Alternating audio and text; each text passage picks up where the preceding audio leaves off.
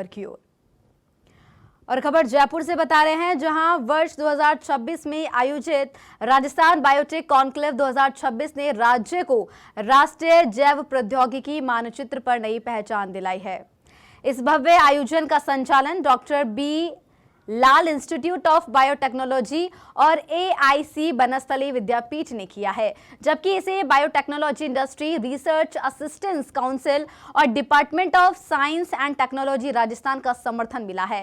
Conclave में 2000 से अधिक विशेषज्ञ, वैज्ञानिक, उद्योगपति और विद्यार्थी शामिल हुए हैं। उद्घाटन सत्र में नीति निर्माताओं और वैज्ञानिकों ने बायो E3 नीति के माध्यम से राजस्थान को बायो हब बनाने की दिशा पर जोर भी दिया है। 2 प्रमुख पैनल चर्चाओं में बायो इनोवेशन, समावेशी विज्ञान और रोजगार सृजन पर मंथन हुआ है। साथ ही बायोकॉइन बायोलॉजिक्स की ओर से करियर कार्यशाला आयोजित की गई है। ये कॉन्क्लेव राज्य में बायोटेक स्टार्टअप, शोध और उद्योग को नई दिशा देने वाला ऐतिहासिक कदम साबित हो रहा है। सर, ये आज राजस्थान में बायोटेक कॉन्क्लेव का आयोजन किया जा रहा है।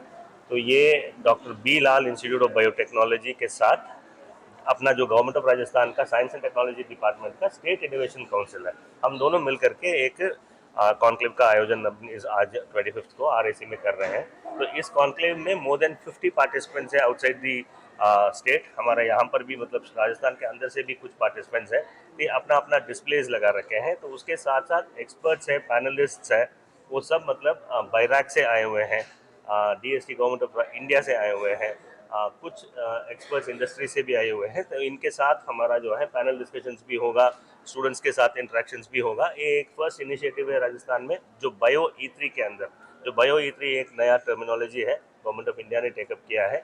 तो इसके अनुसार हमने इस कॉन्क्लेव को मतलब डिज़ाइन किया हुआ है। तो आज यहाँ आयोजन किया जा रहा है। आज राजस्थान इंटरनेशनल सेंटर में राजस्थान बायोटेक कॉन्क्लेव का प्रारंभ किया गया है।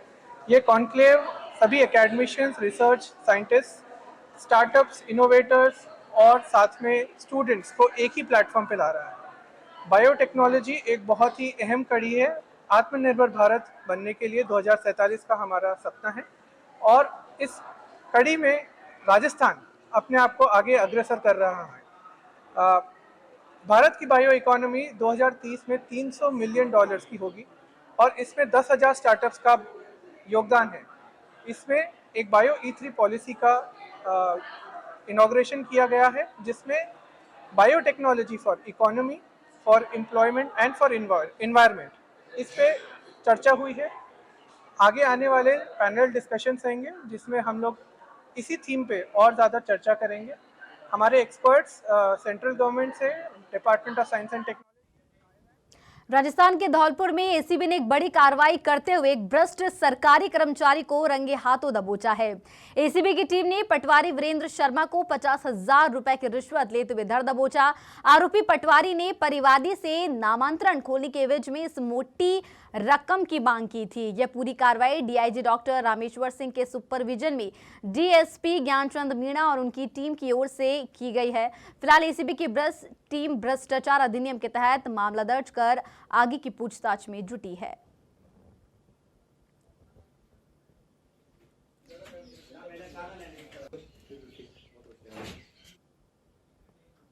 उत्तर प्रदेश के कानपुर संचेड़ी थाना क्षेत्र से एक दुखद खबर सामने आ रही है, जहां Pranveer Singh institute of technology के एक BCA छात्र की मौत के बाद कैंपस में भारी हंगामा और तोड़फोड़ हुई। पुलिस के अनुसार छात्र गेट के बाहर खड़ी JCB से टकरा गया था, जिससे उसकी जान चली गई। वहीं परिजनों और छात्रों ने कॉलेज प्रशासन पर गंभीर लापरवाही के आरोप लगाए हैं। मौत की खबर मिलते ही छात्र उग्र हो गए। पथराव और तोड़फोड़ में कई छात्रों के घायल होने की भी सूचना है। पुलिस ने शव को पोस्टमार्टम के लिए भेज दिया है। भारी पुलिस बल मौके पर तैनात है और कॉलेज प्रशासन छात्रों को शांत रहने की कोशिश कर रही है।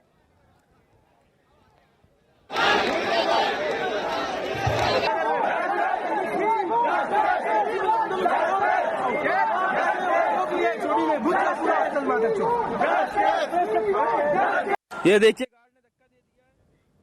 कानपुर सेंट्रल स्टेशन से खबर है, जहां एक कलयुगी मां अपने जिगर के टुकड़े को प्लेटफॉर्म के ठंडे फर्श पर लावारिस छोड़कर चली गई। मासूम का चेहरा देख स्टेशन पर मौजूद यात्रियों का दिल भर आया। यात्रियों की सूचना पर जीआरपी और आरपीएफ की टीम मौके पर पहुंची और चाइल्ड लाइन को सूचित किया। पुलिस अब स्टेशन के सीसीटीवी फुटेज खंगाल रही है ताकि बच्चे को छोड़ने वाले माता पिता की पहचान की जा सके। फिलहाल मासूम सुरक्षित है और स्वास्थ्य जांच के लिए भेज दिया गया है।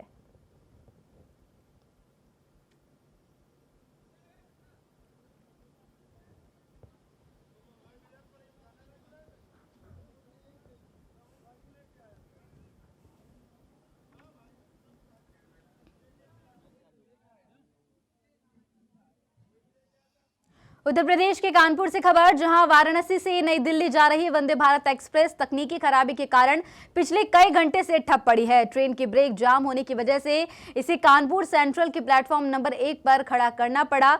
यह गाड़ी सुबह 9:26 पर स्टेशन पहुंची थी, लेकिन खराबी के कारण आगे नहीं बढ़ सकी। भीषण गर्मी और देरी के चलते यात्री परेशान हो रहे हैं। मौके पर रेलवे की टेक्निकल टीम को बुलाया गया है, जो खराबी दूर करने में जुटी हुई है।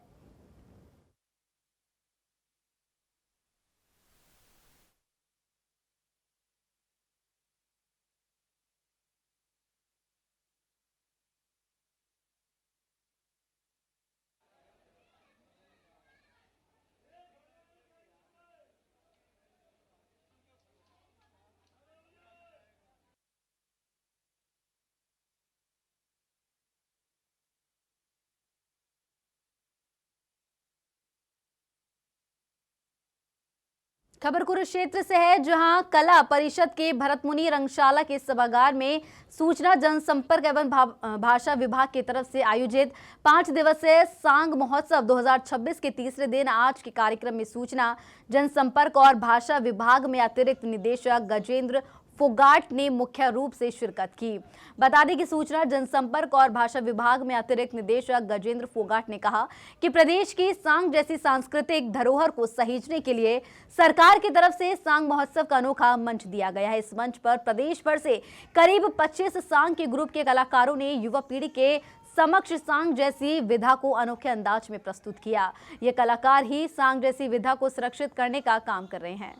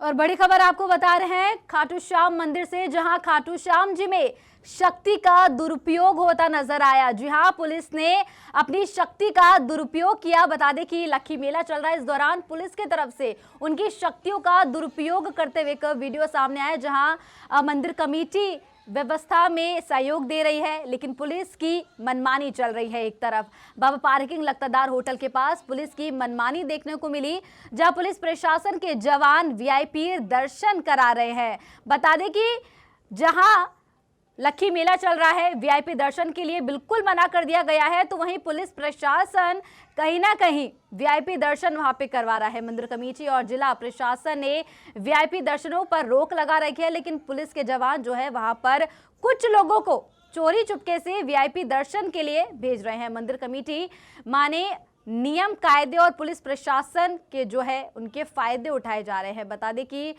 पुलिस अपनी शक्तियों का दुरुपयोग करती नजर आई। लक्खी मेला जो है परवान पर है, श्याम भक्त जो है दूर दूर से दर्शन के लिए आए हैं। कई लोग जो है घंटों की लाइनों में लगे हैं, लेकिन कहीं ना कहीं पुलिस के जवान अपनी शक्तियों का दुरुपयोग करते नजर आए। बता दें कि लखदातार होटल के पास पार्किंग में कुछ जवान जो है कुछ लोगों को वहां पर वीआईपी दर्शन करा रहे थे। और अब खबर जयपुर से है, जहां विधायक रविंद्र भाटी ने कानून व्यवस्था पर सरकार को जमकर घेरा। भाटी ने चेतावनी दी कि यदि गैंगस्टर नेटवर्क और डिब्बा कॉलिंग के जरिए दी जा रही धमकियों को नहीं रोका गया तो प्रदेश को रक्तरंजित होने से बचाना मुश्किल होगा। उन्होंने कहा कि 2 सिपाहियों को घर के बाहर तैनात कर देने से सुरक्षा सुनिश्चित नहीं होती। अपराधियों के हौसले इतने बुलंद है कि कई पीड़ित तो पुलिस के पास जाने की हिम्मत तक नहीं जुटा पा रहे हैं। बड़े व्यापारियों से लेकर छोटी परचून की दुकान चलाने वालों तक को धमकियां मिल रही है। उन्होंने आरोप लगाया कि जेलों और विदेशों से चल रहे संगठित अपराध के कारण आज डॉक्टर और व्यापारी खौफ में है। भाटी ने पुलिस सुरक्षा को काफी बताते हुए मांग की कि यूपी और मुंबई की तर्ज पर गैंगस्टरों की संपत्तियां कुर्क की जाए और अपराधियों पर कड़ी स्ट्राइक हो। इंटरनेट कॉलिंग की बदौलत हमारे यहाँ के तमाम जो अच्छे लोग हैं, वाकई गंभीर विषय है कि आज के समय में देश के बाहर बैठे वो तमाम लोग, वो अपराधी जो जेल के अंदर भी बैठे कुछ लोग जो गैंगों को फली फूल कर रहे हैं, साथ ही साथ डिब्बा कॉलिंग की बदौलत, इंटरनेट कॉलिंग की बदौलत हमारे यहाँ के तमाम जो अच्छे लोग हैं, जो अच्छे डॉक्टर हैं, अच्छे व्यवसायी हैं, जो प्रतिष्ठित लोग हैं, आज उनको धमकियां मिल रही है। माननीय अध्यक्ष महोदय, पुलिस के पास जाने की हिम्मत नहीं होती, हौसले उनके बुलंद होते जा रहे हैं, क्योंकि शुरुआत में हमने किसी भी तरीके के कोई प्रकरण दर्ज नहीं किए, उनके नाम हमने छुपाए। हमने इसलिए नाम उनके छुपाए ताकि वो ग्लोरीफाई नहीं हो, पर उनके धीरे धीरे हौसले जो है वो बुलंद होते गए, और जिसकी बदौलत आज के समय में आम व्यक्ति को अगर किसी की परचून की दुकान भी ठीक चल रही है तो उसको भी धमकियां आ रही है। माननीय अध्यक्ष महोदय, धमकी मिलने के बाद में वो तमाम लोग, वो व्यवसायी अपने दुकान पे नहीं जा सकते, अपने शोरूम पे नहीं जा सकते, अपने प्रतिष्ठान पे नहीं जा सकते, बच्चों को स्कूल नहीं भेज पा रहे हैं। आज के समय में ये स्थिति जो है, ये जो प्रकरण है, ये कैंसर की तरफ बढ़ता जा रहा है। माननीय अध्यक्ष महोदय, आज के समय में प्रदेश की सरकार जिनको धमकी मिलती है उनके घर के आगे 2 सिपाहियों को बिठा देती है। माननीय अध्यक्ष महोदय, कई प्रकरण ऐसे आए हैं कि 2 कांस्टेबल बिठाने के बावजूद भी वो तमाम जो गैंगस्टर है वो फोन करके कहते हैं कि ये 2 पुलिस वाले क्या आपकी जान बचा पाएंगे। आज के समय में मैं आपको पूछना चाहूंगा कि ये सूचनाएं वहां तक कैसे पहुंचती है, ये कौन सा नेक्सस है जो उनके लिए काम कर रही है। तकनीकी रूप से हमें मजबूत होने की जरूरत है। ये कौन लोग हैं जो यहां बैठ के उनकी मदद कर रहे हैं, कौन लोग हैं जो हथियार पहुंचा रहे हैं, कौन लोग हैं जो ऑर्गेनाइज क्राइम में मदद कर रहा है। मेरा निवेदन है कि इसके लिए हमें मजबूती से सबको एकजुट होकर काम करना होगा। इस प्रदेश को, राजस्थान प्रदेश को रक्त रंजित राजस्थान होने से बचाना है। मेरा निवेदन है कि इन तमाम क्रिमिनल से जुड़े हुए उन लोगों को बारी बारी से गिन गिन के चुन चुन के बाहर निकालने की जरूरत है। जो इनको संरक्षण देते हैं उनकी प्रॉपर्टी अटैच करने की जरूरत है। मेरा निवेदन रहेगा माननीय अध्यक्ष महोदय कि आज के समय में दुर्भाग्य है कि नए बालिग, जो नाबालिग बच्चे हैं, उनको ऐसे क्राइम्स में अटैच किया जा रहा है। आम जन में कहीं ना कहीं इस चीज को लेकर काफी रोष है। माननीय अध्यक्ष महोदय, मेरा निवेदन है कि बिहार के तर्ज पे, मुंबई के तर्ज पे, यूपी के तर्ज पे इन तमाम गैंगस्टर को उठाने के लिए हम सामूहिक रूप से प्रयास करें। अगर एक को ठोकेंगे तो 100 लोगों में खौफ जाएगा। खबर हरियाणा के कैथल से है, जहां चौसला गांव के एक 12वीं की कक्षा के छात्र की सड़क हादसे में दर्दनाक मौत हो गई।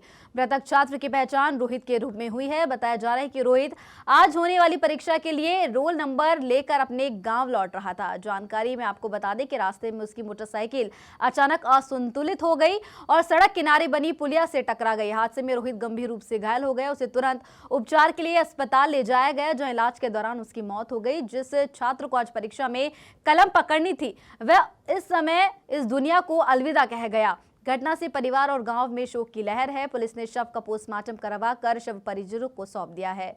वहीं मामले की जांच पड़ताल जारी है। ये कल एक्सीडेंट हो गया था जी। दो लड़के थे, बाइक पे थे सवार, बात्ता और चौसाड़ा के बीच में एक रजबाया है पुलिया, तीखा मोड़ है, बैलेंस बिगड़ गया और बैलेंस बिगड़ने के कारण जो रोहित ये चला रहा था ना बाइक, उसका पुलिया का सिर लग गया। अच्छा।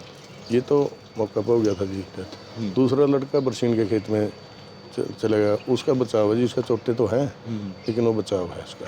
तो ये कितने बजे की घटना है? कल 1:30 बजे के करीब की। अच्छा, 1:30 बजे। कहाँ से आ रहे थे? कहाँ से आ ये रहे थे? बात्ता से आ रहे थे जी, चौसाड़ा गांव में जा रहे थे, पढ़ने वाले लड़के थे। अच्छा। हाँ, इनका रोल नंबर वगैरह मिला था कोई, वो लेके आ रहे थे। अच्छा, पेपर अच्छा, वगैरह पेपर था बच्चा का? हाँ, पेपर था जी, आज 12वीं में थे, आज पेपर था इनका। दोनों इसमें +2 में थे? हाँ, दोनों +2 में जी, क्लास फेलो हैं दोनों, दोस्त हैं गाँव के आपस में। चौसाड़ा के रहने वाले जी, क्या चौसाड़ा। लोकेशन? राष्ट्रपति द्रौपदी मुर्मू ने महाराष्ट्र में आयोजित नेशनल आरोग्य मेला 2026 का उद्घाटन किया। इस अवसर पर राष्ट्रपति ने कहा कि योग, आयुर्वेद और सिद्ध जैसी पारंपरिक चिकित्सा पद्धतियां आधुनिक चिकित्सा की शुरुआत से ही समाज की सेवा करती रही है। इस अवसर पर उन्होंने कहा कि सबूतों का आधारित शोध, दवाओं का मानकीकरण और गुणवत्ता नियंत्रण जैसे ठोस कदम आयुष प्रणाली की विश्वसनीयता और विश्व स्वीकार्यता को मजबूत करेंगे। राष्ट्रपति ने स्वास्थ्य सेवाओं का सुलभ, सुरक्षित और प्रभावी बनाने के लिए पारंपरिक और आधुनिक चिकित्सा के समन्वय पर बल दिया। आधुनिक वैज्ञानिक हस्तक्षेप, नवाचारों और वैश्विक सहयोग के माध्यम से आयुष को और अधिक सरल, सुलभ एवं लोकप्रिय बनाकर हम इस समकालीन स्वास्थ्य प्रणाली को अभिन्न अंग बनाने में सफल हो सकते हैं। भाई और बहनों, आज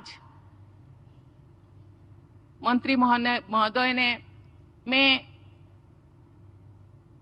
आयुष को बहुत प्रोत्साहित करती हूँ। यह चीज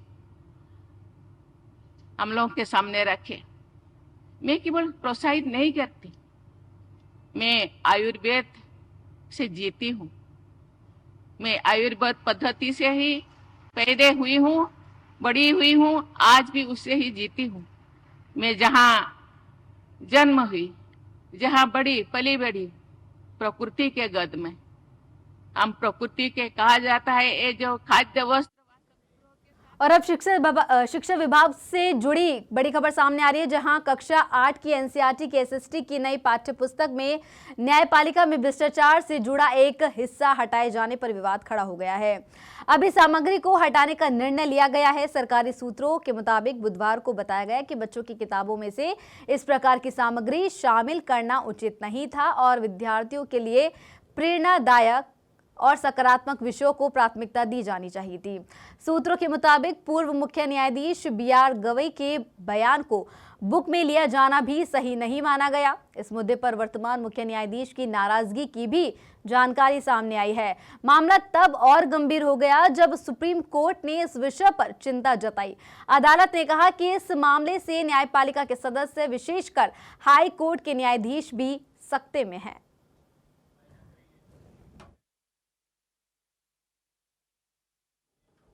तो बुलेटिन में फिलहाल के लिए इतना ही। मुझे दीजिए इजाजत। नमस्कार।